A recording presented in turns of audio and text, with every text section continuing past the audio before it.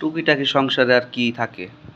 এই যে ডিম বোনা করলাম, মানে আমার বউ করছে ডিম বোনা, আর সাথে এই যে বট কিনে নিয়ে আসছি, ওই যে বলছিলাম আপনাদের। কি বলো, দোকানের বট ভাজা হয়েছে? সিদ্ধ হয়েছে তো। আমি আসার সময় খাইছি, আমি আসার সময় খাইছি তো বট, দেখতে ভালোই লাগলো। দাও অল্প, দাও অল্প, বেশি দিও না। আরে হইছে হইছে হইছে হইছে হইছে হইছে হইছে, আরে হইছে হইছে। দিও না, আর দিও না, আর দিও না, আর বাবা আর দিও না, না না না না, আর না, আর দিও না, আরে আর দিও না, আর দিও না, না না, আর দিও না রে ভাই। তুমি খাও, তুমি খায় মোটা হও। আরো আছে, তুমি খায় মোটা হও।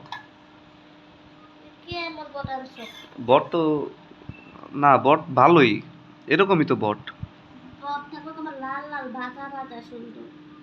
লাল লাল ভাজা ভাজা, এখন কি করুম, এখন ফুটপাত থেকে আনছি, এগুলো ছাড়া তো আর পাই নাই।